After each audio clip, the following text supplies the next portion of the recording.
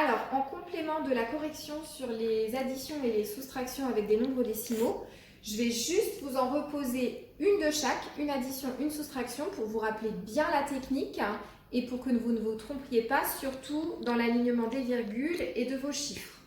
Donc, je vais en prendre une au hasard, une addition au hasard, parmi toutes celles que l'on avait à faire. Donc, par exemple, 32 plus 16,325.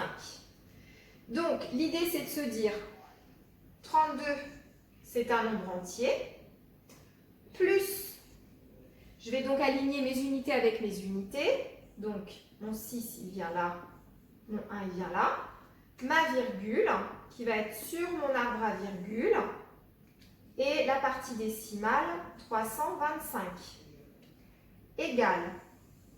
Donc, si je veux, je peux rajouter une petite virgule ici et des zéros. Ça ne change rien à mon nombre, mais ça peut m'aider à faire mon calcul. Donc, une fois que j'ai fini de la poser, je peux tout de suite remettre ma petite virgule pour être sûr de ne pas l'oublier. Et ensuite, je pars de la droite. Donc, 0 plus 5, 5. 0 plus 2, 2. 0 plus 3, 3. 6 et 2, 8. 3 et 1, 4. C'est donc égal à 48,325. Donc attention, on aligne bien nos virgules sur l'arbre à virgule. Je vais maintenant faire une soustraction de la même manière. Donc j'en choisis une au hasard dans celle que vous aviez éventuellement à faire. On va choisir 6,02 moins